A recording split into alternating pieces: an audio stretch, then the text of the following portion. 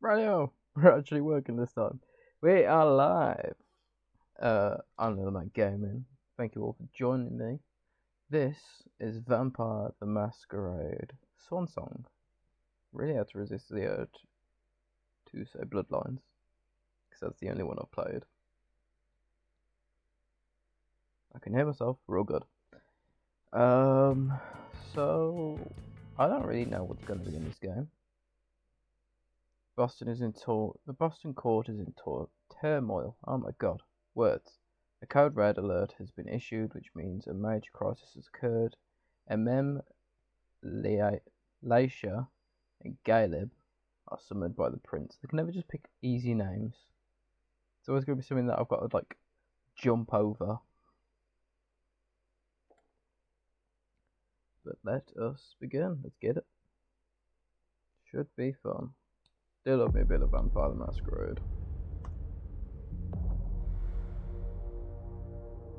Vampires walk among us. Unknowing, we built their cities, fought their wars, and sated their hunger. For centuries, these creatures have been organized into rival sects, the biggest of which is the Camarilla. I am struggling with words. In its domains, Camarilla courts enforce the Masquerade, a global conspiracy hiding the existence of vampires from the mortal world. Breaking the Masquerade is punishable by final death.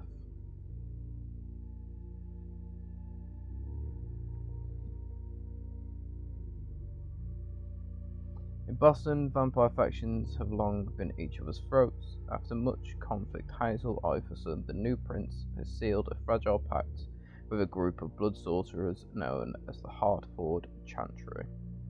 Probably Tremere, I'd guess, being a chantry. This alliance will not only provide stability to the domain, but will hand the prince the blood trade. The trafficking of blood and mortal victims that serve the needs of the vampire elite. Tonight, the undead will celebrate.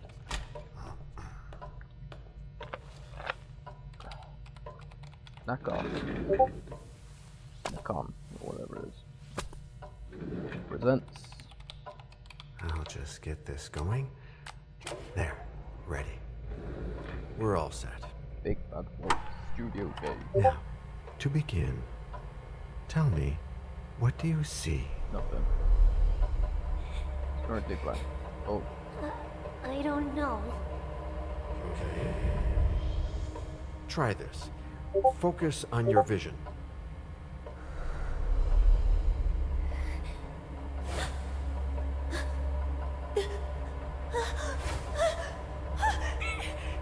No, it's happening. What's happening? No, it's too late. It's too late now.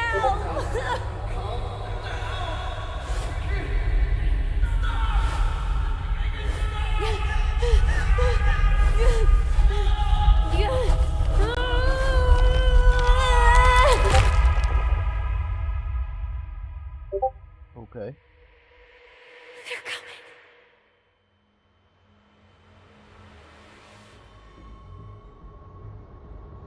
Who's coming? Why was everyone dead?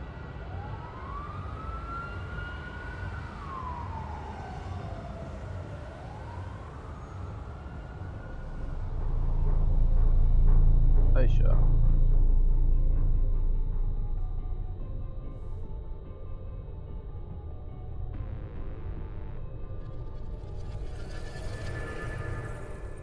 Did you feel it too? Take your stuff. We're getting out of here.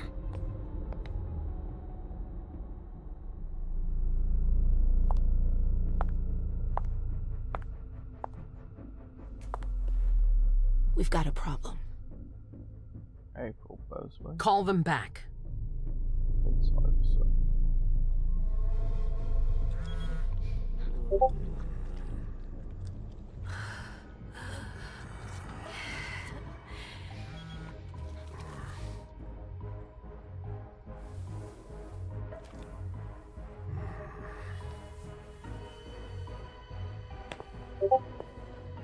What's going on?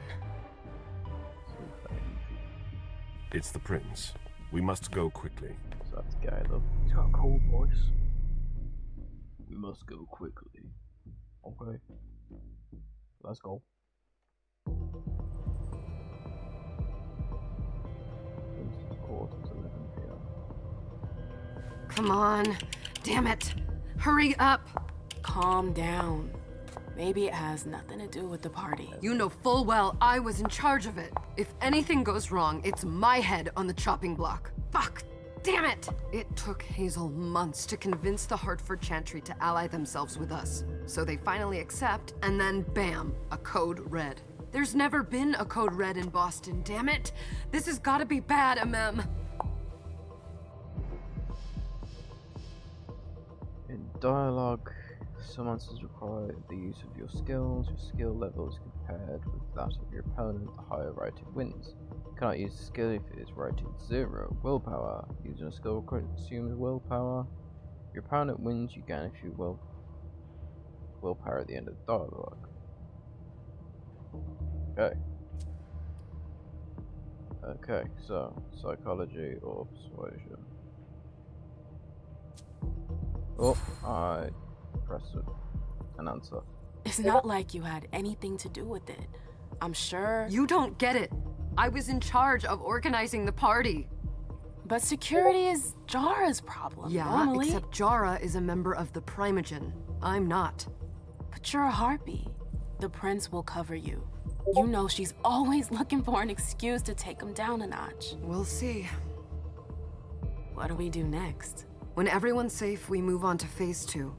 We clean house. It's a code red. We clean house. What is a code red? Did you say this is the first code red in Boston? Ever since the fall of London, protocol is no longer a laughing matter. Whatever. They've been harping on that for 4 years now. They took away our internet access. Our smartphones. It's called risk mitigation, that's all. A code red is an alarm signal that's sent to everyone to say, watch out, we're all in danger. And everyone runs to shelter at the nearest safe house. For us, it's with the prince. It could have been worse. I'd have preferred worse. You're not even listening to me. MM's gonna die. She's stupid. What do you mean by we clean house? Getting rid of our archives, our documents, anything that might betray our network and relationships. What comes after phase 2? Just pray that it never comes to that. Come on, tell me. We run, we leave everything behind, and we go into hiding, as far from here as we can. There's no way I'm leaving Boston. Everything I have is right here in the city. It took me years to build my clubs. I've worked too hard to give it up now. You won't have a choice. I know you hate coming here. Are you gonna be all right? What do you think? I know how to behave, Jay. Yeah, I know. Just keep your cool and it'll be fine. Yeah. Okay, Jenny. Oh, they're a little willpower. Ah, my little April. darlings. You're here at last. The fear that something horrible had happened to you terrified me. No call for theatrics, April. The prince asked to see you as soon as you arrived, Amim. I wouldn't dilly-dally if I were you. As for you, Journey, someone's triggered a code red. If anything has happened over there, I'll hold you personally responsible. Dialogue disciplines. Vampires have supernatural abilities usually inherited from their clan disciplines. Some disciplines can be used in dialogues, as with skills, the higher level wins. Not all disciplines are available to all vampires. Some mortals may possess certain powers, although most have no defense against disciplines. Hunger. Using a discipline generates hunger. Hunger has a value that cannot be exceeded. This limits a vampire's use of their powers. A vampire at their hunger limit risks losing control, attacking and feeding on the closest mortal. So I give Flatter, which isn't going to work. Backup Journey, which I cannot do.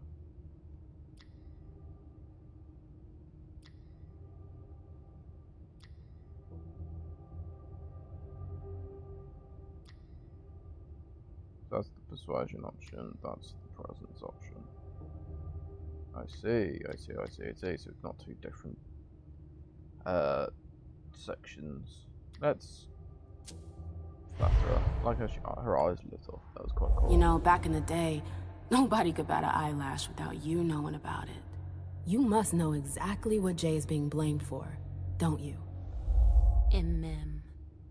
My dear MM. I adore you. Really, I do. But darling, please. You're way out of your league here. This alliance with the Hartford Chantry is crucial. The prince is on edge. We can't get through to anyone over there. Okay, so black present tab should take me to the codex. Yes, it does. The Hartford Chantry, while New England certainly isn't lacking in vampire strongholds, the Hartford Chantry is the most famous Tremere haven. A direct rival to the Salem Chantry, Hartford had held its own for several centuries, during which it was subject to infighting, enemy attacks, and turf wars. Its influence, which fluctuated over the years, greatly increased under the reign of John Reese, who led the domain until 2014. His successor, Deneb Osborne, seems intent on maintaining this same momentum into the years to come, as demonstrated by their recent detente between Hartford and Boston.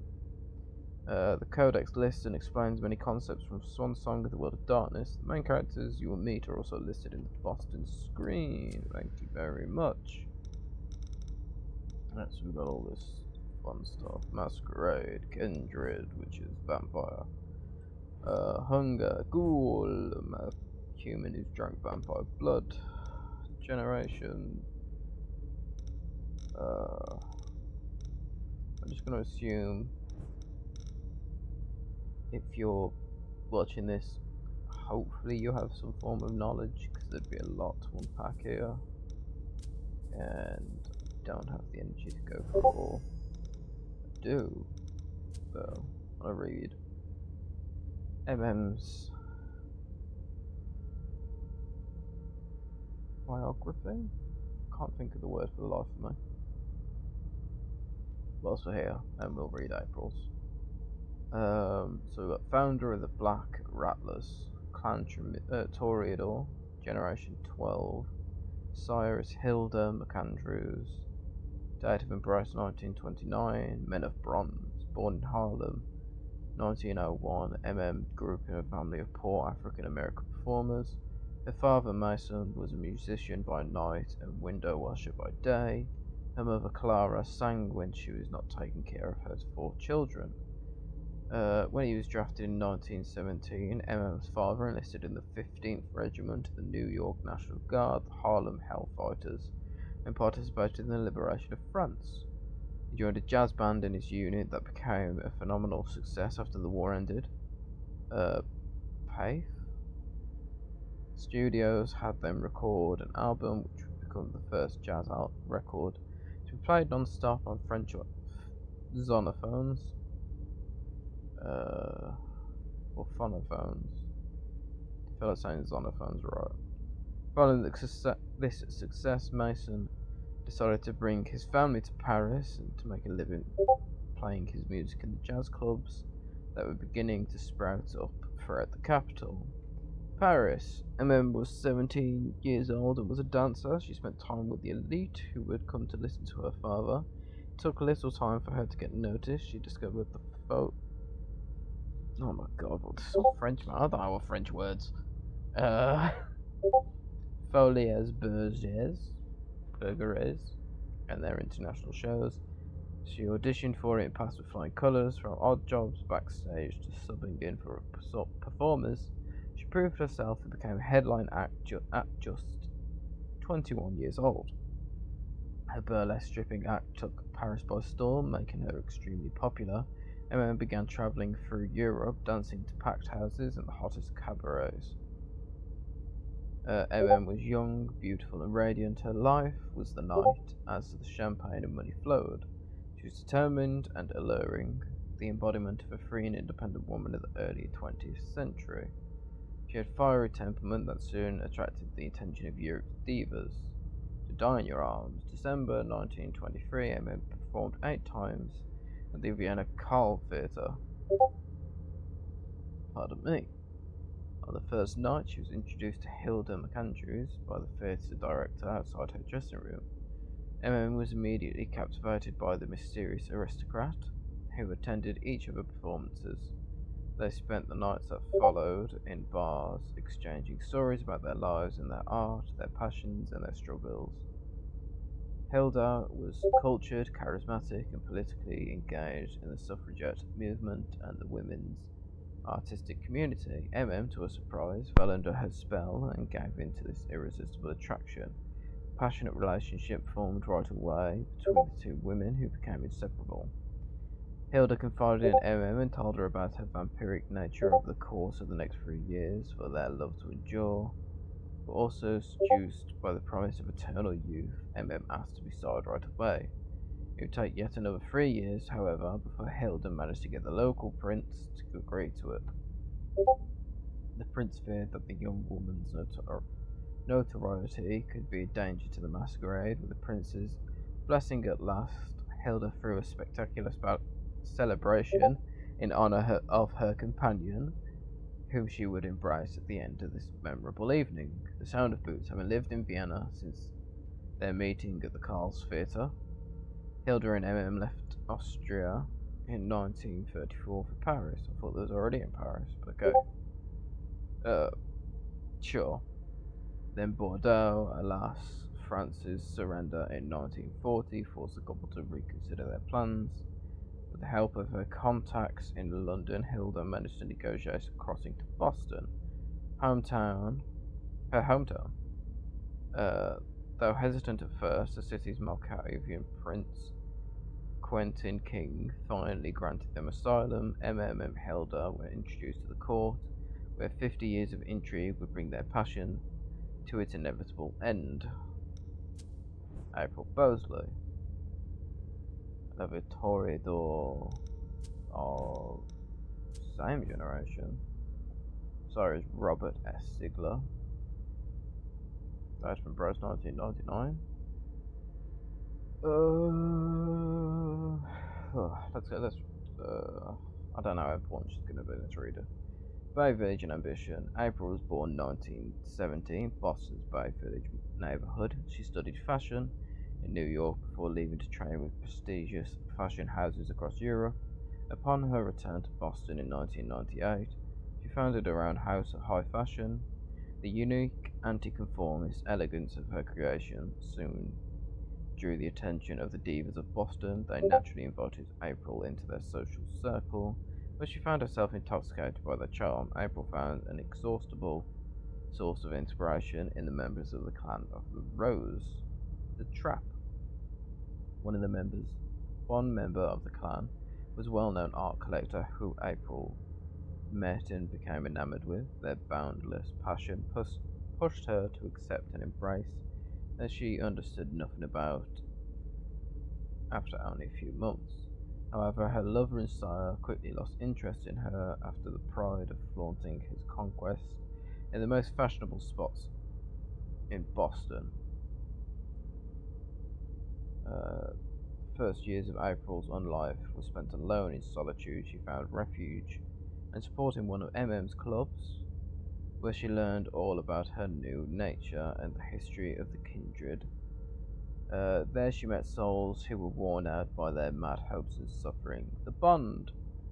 It was in this club that she had first met Hazel Iverson, a kindred whose embrace and abandonment by her sire reminded April of her own circumstances. April admired Hazel for the way she was able to turn the situation to her advantage. April offered Iverson her support and services in thanks for her loyalty. Hazel granted her the title of Herald when she took over the domain. Let's get back to the game.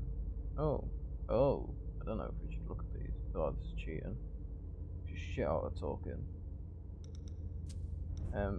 Is quite crap in comparison. Let's go back to the game. What does this have to do with Jay? She was in charge of the whole thing, for goodness sake.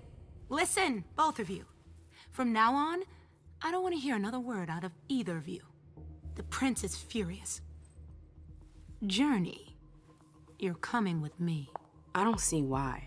And as for you, Hazel wants to see you. Right now. Let's go. Right, we can actually walk around. Answer the prince's summons. Show goals. It's gonna be a long night. Miss Lewis, welcome. Thanks. Miss Lewis. Can I help you with something? Dude, speed.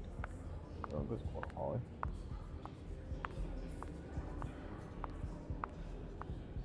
If I do.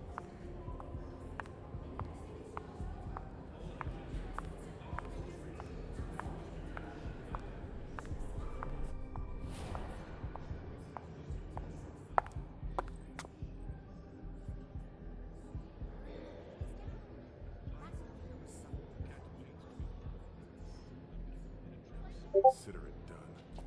That'll do. Set of what though? Either look like Who's that, she, Caleb? Mem Lewis. She smiles like a toreador. Letters etched in bold right upon her teeth. What about that bearded guy who's swallowing his bile? Dejan Siaka. A Tremere warlock, then? Keep him at a healthy distance. With a sideward glance, he could make the blood in your veins boil. Is court attendance usually this sparse?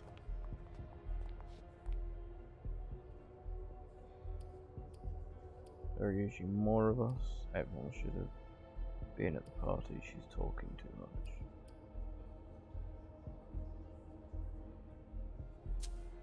Under ordinary circumstances, there would be more of us here.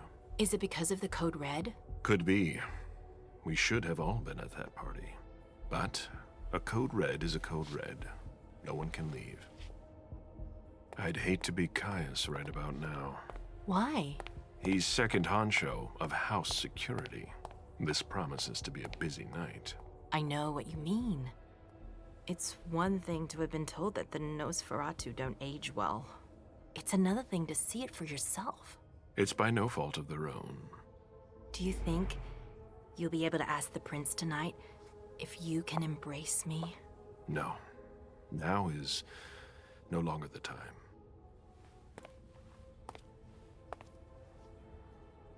And he is your child? Mr. Beryl Underwood.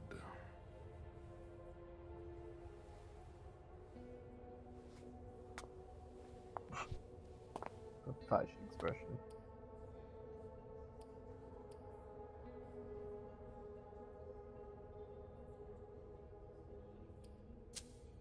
Tread lightly. He's a member of the Primogen. They're the check to the prince's power. The check and balance. They backed Hazel when she rose to power after Quentin King. They'd hoped to control her. What? Things didn't go as planned? I just have a feeling she will surprise them. Never forget that the court is a chessboard. We are monsters, and we sacrifice pawns. If you want to be a major piece, then behave accordingly. But Nothing can happen to you here. We're in the prince's house. She must be finished by now. Wait for me. This won't take long. It's out of the question, MM. I won't let her get away with this. All right.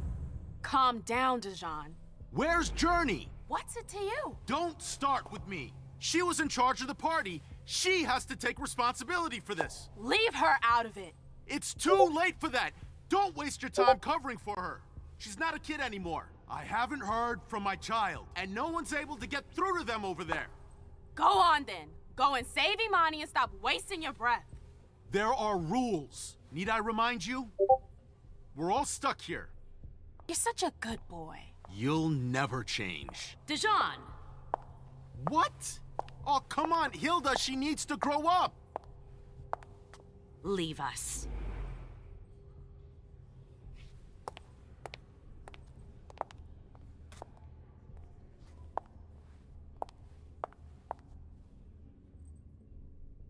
don't need your help.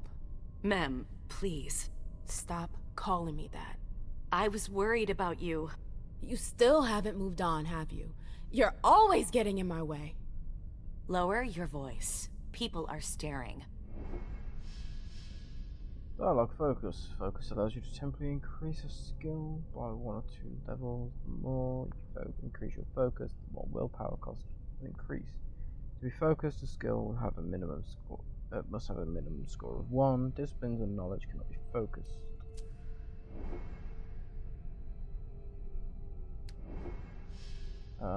If the skill or discipline levels are the same, the outcome of the conflict is uncertain. The chance of victory can be influenced by a number of bonuses or penalties, as well as spending experience points.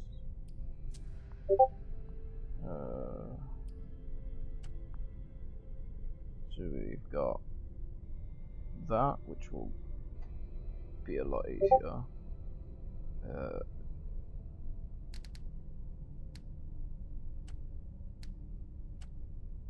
I mean, part of me is tempted to just go. For the sake of an extra will point to win it, guaranteed. Let's do it. Ah.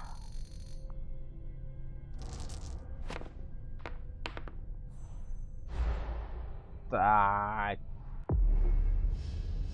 Opponents can also focus their own skills. Unlike you, focus only allows them to increase their skill by 1 level. The risk of opponent focus is represented by a percent. The more aggressive you are, skill focus use of disciplines, the more the risk of opponent's focus increases. Do you know what this Code Red is all about? You're in the Primogen. You must know something. I'm in the same boat as the rest of you. Apparently Apparently it was from one of Moore's retainers. That's all I know. Who's that? Jason Moore. Don't you remember him? No. He's the human who manages our interests when the sun comes up. He handles our assets, errands with the banks. What does he have to do with this? I don't know. It now seems that Miss Hazel Iverson, the mighty Prince of Boston, is no longer on speaking terms with the Primogen. As if now were the ideal time. She asked to see me. Do you know why? My best guess is that she'd like to talk to you about Journey, of course. I always warned you that girl was trouble. Yeah, sure. I've gotta go. Hazel must be upstairs. I'd better hurry. What about Jara? I haven't seen her. Councillor Drury is not here, nor is Dr. Dunham. Mr. Leto's teams are trying to reach them, but... Nobody's answering? They've all got such long faces. Shitty night, huh? Indeed. Hey, Abby. Hey, MM. Abby, do you know what's going on? I'm sorry, but I can't. Please? I feel like I've been plopped down in the middle of a minefield. There are rumors about Journey. Rumors about how this is all her fault. Did you know that Jay was in charge of the party? Shit. I bet she's gonna take the fall for whatever happened. I don't think she's involved, but we've got to be on our guard. Indeed we do, Abigail. It's all to be fun. Ma'am, we haven't seen you here in ages now, have we?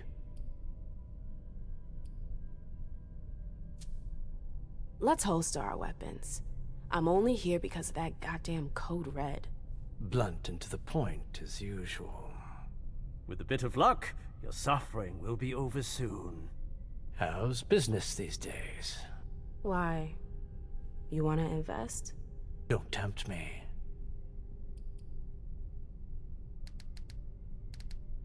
I do not have willpower to spend on that. I'm shocked to think you put so much as a penny into one of my clubs. They don't bring in enough for your taste, Beryl. You're right. I'm not interested in them. Now, if you don't mind, I'd like to be alone. I'm waiting for Caleb. Fair enough. At least we know who we're going to talk to when we return to Caleb. Sorry, ma'am. You can't come through here. Okay. Oh, I can actually. That's helpful. Sorry, that's not possible. Okay, there we go then.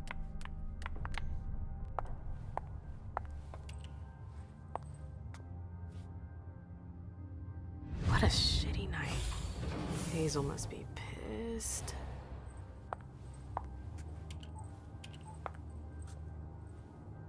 What the hell could she want with me?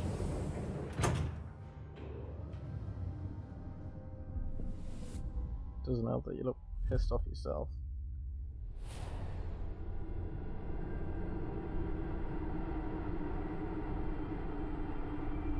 Okay. This looks like a fucked up hospital ward. Asylum. Thing. I don't know.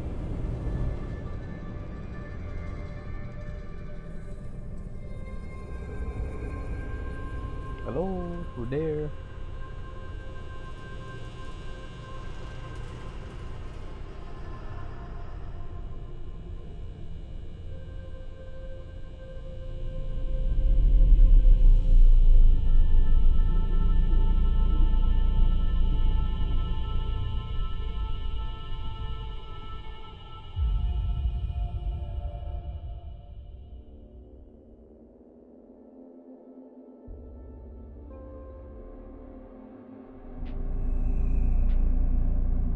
Fisher, Savilseer, and a Malkavian. Is everything okay, Mom? Penny for your thoughts? Nothing, Pumpkin. What were you saying? You saw pictures again? You're not going back to the Institute, are you? No, don't fret. I'm gonna stay here with you now. What is the Institute? Let's just quickly jump in here. Kindred must blend in with the mortal masses. Some Malkavians believe they need to be treated in order to do this, by reducing the delusions that make them stand out. The previous Prince of Boston, Quentin King, created an asylum where members of his clan could seek treatment at the Institute. And let us hop across to Leisha, or Leisha, whatever her name is. Malkavian, Generation 12, date of embrace 1939. That which remains, Leisha's story, is nothing more than a collection of fragments due to her memory impairment. She remembers that she's from France, near Lyon, and that Dr. Richard Dunham is her psychiatrist. We saw Dr. Richard Dunham, didn't we? He was talking to Hilda, as he always as he has always been. She knows that he saved them from the war in 1939, both her and her daughter Halsey. He made it possible for them to join the Boston court, held at the time by Quentin King, a child of Malk like them. Rested in nothing but light and shadow, Leisha knows the names and sometimes even the stories of those around her without knowing exactly how or why. She remembers Quentin King, the previous prince, and his legendary obsessions, and more recently Hazel, the first year of her rise to power. Leisha remembers her warmly and fondly, despite only knowing her for a single year before leaving to be put into a slumber at the Malk Institute of Boston, as prescribed by Dr. Dunham. Leisha suffers from sudden visions where the present moment and possible futures bleed into one another. She fights her gift in order to be fit to take care of Halsey. However, this does not serve the prince's plans, as Halsey views this power as a way to master fate and bolster her ambitions. Hazel, not Halsey. And then looks like a Caleb as well. Ventru, protector of the Camarilla, embraced in 1745, Generation 10, so he's more powerful than the other two. Sire is Jean Baptiste Tavernier, and his child, as we've met, is Beryl Underwood. The Imperial throne in 1710 in Constantinople. The king's light cannot pronounce that. Mihirisha gave birth to Sazad. I don't know. Her firstborn son, whose birth name was Jeanette de Bazory, left France and joined the harem of Ahmed III, Sultan of the Ottoman Empire, the previous year, and quickly became his favourite. She was a doting mother who was constantly concerned about the child who was destined to inherit his father's throne. Suleiman, for his part, was given an excellent education and learned about courtly life with his younger brother, Mustafa. The two brothers had very different personalities. While Suleiman was quiet, stubborn, and adventurous, Mustafa was more versatile and fearful. In 1730, their father, Ahmed III, became unpopular, and the Janissaries revolted against him and forced him to abdicate in favour of his nephew. From that moment on, the thieving Suleiman began plotting revenge in the long term to restore his father to the throne. Although he was aware of his problems this would cause, he felt that the only thing to do was put the rightful ruler back on his throne. His mother, having heard of this, made him promise to give up his plans and disappear before the Janissaries killed him. She convinced him to leave for the west by faking his death. Suleiman secretly set sail one night in 1732. Mirisha, died a few weeks later out of grief over the loss of her son. It was said, however, the truth was quite different. Having caught wind of her betrayal, the Janissaries murdered her. The boat that belonged to Jeanette de Bazory took Suleiman to the port of Antwerp, where, in homage to his mother, he called himself Galib Bazory. I don't know. I'm still figuring that one out. He was adopted by a family of diamond merchants who traded between Europe and the New World, whose newfound fortune grew rapidly under their guidance. Galib sailed the oceans in search of new business ventures. He honed his knowledge and astronomy and mathematics, forged relationships around the globe, used the opportunity to weave an impressive web of influence. His business dealings brought him into contact with aristocrats whose conventions he mastered, as well with drunken sailors who he learned to manage.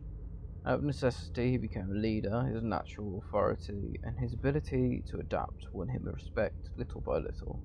His life on the deck of the ship became his only source of pleasure. He never set foot on his native land again. It was through sailors that he learned of his mother's death, followed by that of his father, and finally his brother Mustafa III's ascension to the throne. A throne that could have been his, a family that could have been saved, no matter how far he sailed. These thoughts were always with him. They embraced. During a stop in Cadiz, 1740, he met Jean-Baptiste Tavernier, a renowned French explorer and merchant who had supposedly died in Moscow in 1689. In reality, he was a venturer seeking to expand his control of the diamond trade at all costs.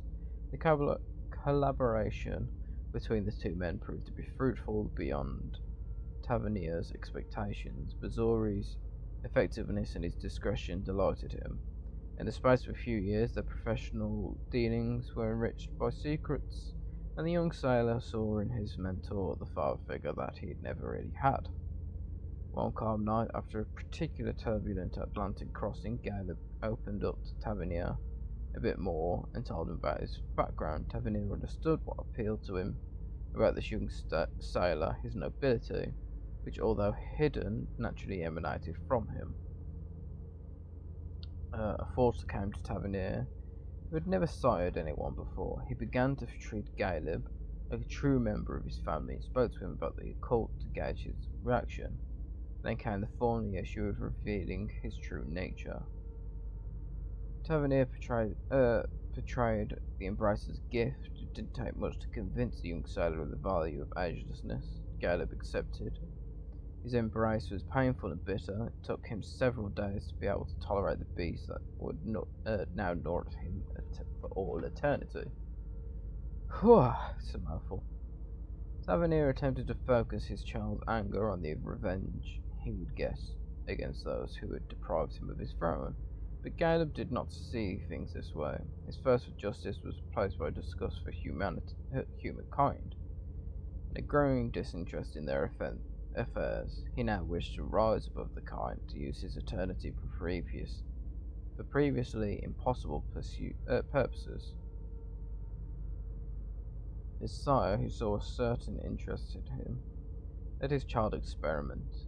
Caleb spent half a century roaming the seven seas of the globe, getting rich by acquiring diamond mines and trading companies.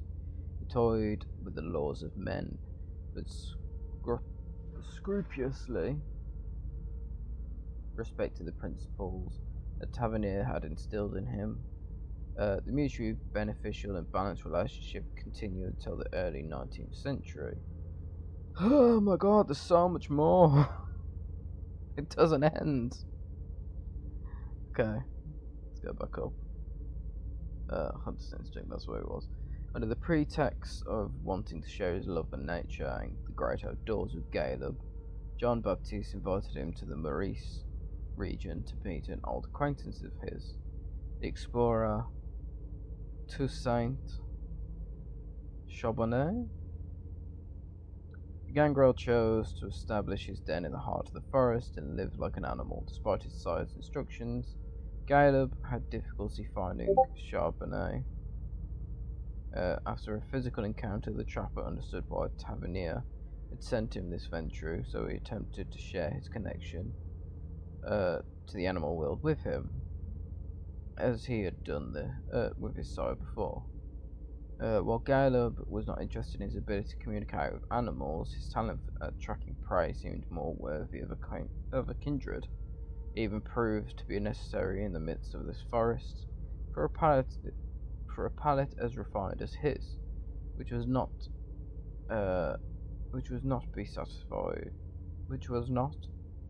be satisfied with just any kind of blood.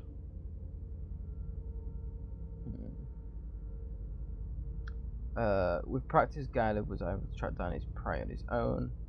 Charbonnet even trained him to differentiate the essence of a mortal from that of a kindred, or even that of a lupine.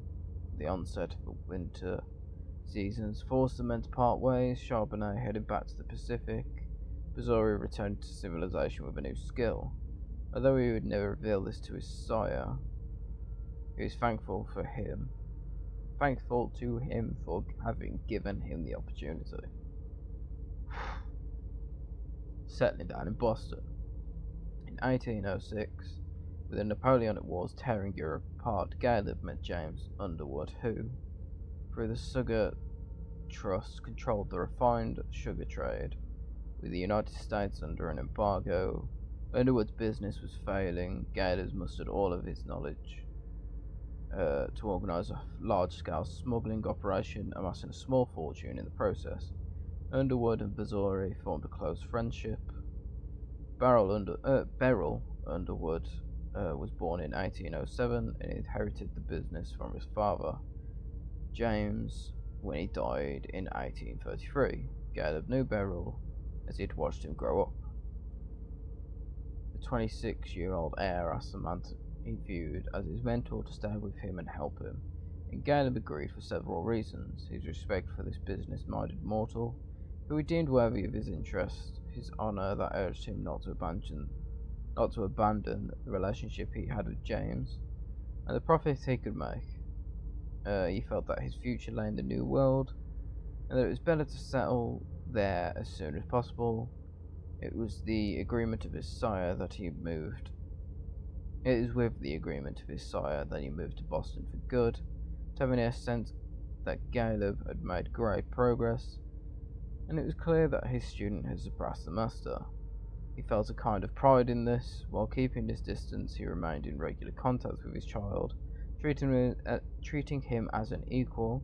It was on Caleb's advice that he moved to South Africa to set up new diamond mines.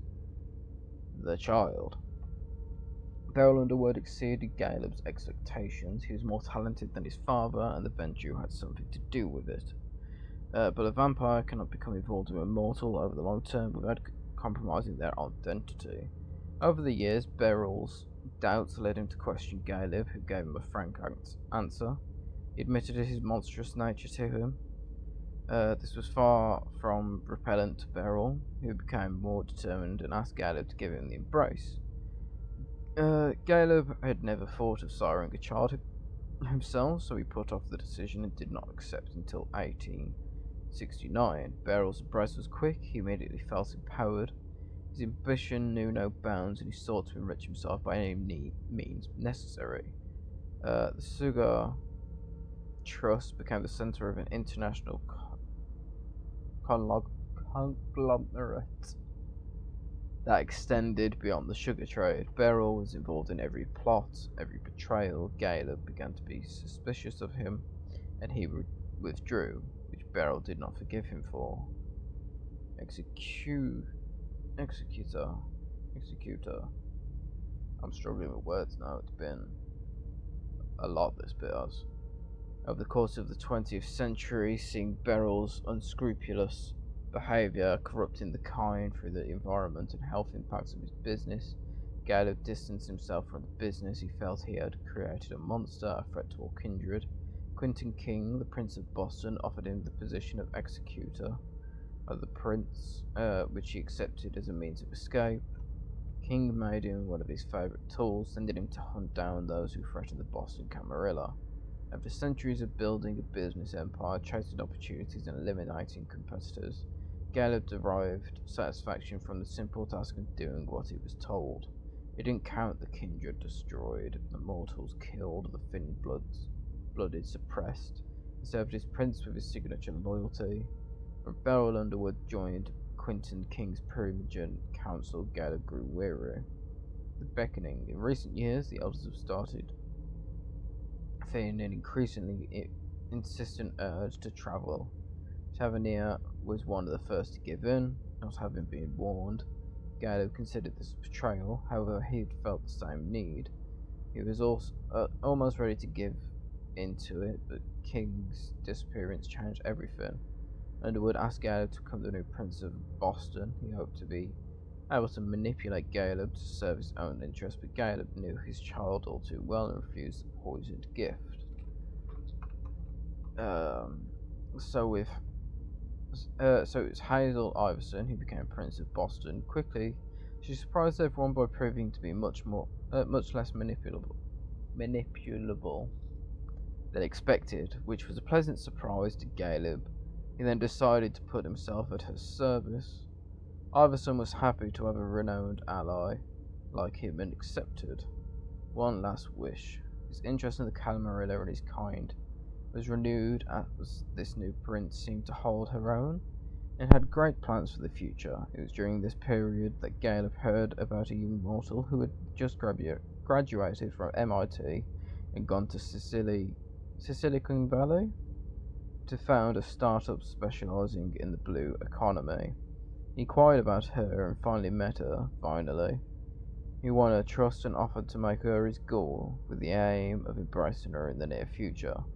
He hoped to make her the counterpart of Beryl's self-destructive drive. However, Hazel Iverson did not subscribe to the same policy as Quentin King, and would not grant the right to sire so easily. She even saw it as a way to maintain control over her precious Caleb, who was forced away. Consumed by the beckoning, he could no longer bring himself to leave without having repaired what he considered to be his greatest mistake. And that's why he holds such a frown. Oh, I'm gonna read through all this. I haven't the energy all the time. I don't like it when Richard takes you away. He's my psychiatrist.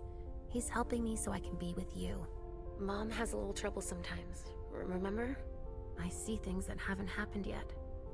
And I forget others. Yes, I know. And you have to slumber so you can rest all alone sometimes. But 3 years was too long.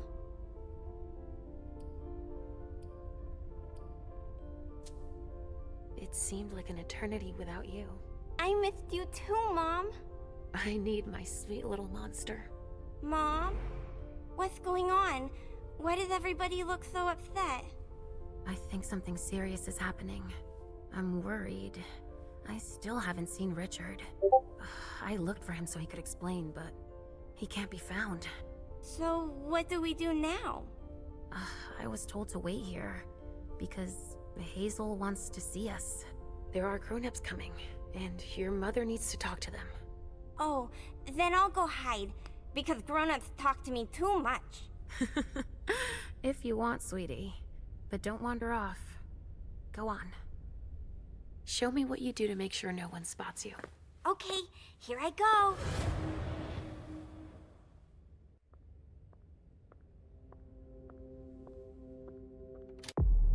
That's where I'm going to. Just as someone walks through the door. Because I'm cruel like that. Right. Thank you all for joining me in this first episode of Vampire the Masquerade Swansong. I know a good majority of it is me sitting here and chuntering on about the different backstories of the characters, but I thought it'd be quite cool to learn about them first. But I'll see you all very soon in episode 2, because I've really enjoyed it so far, to be fair. So bye bye.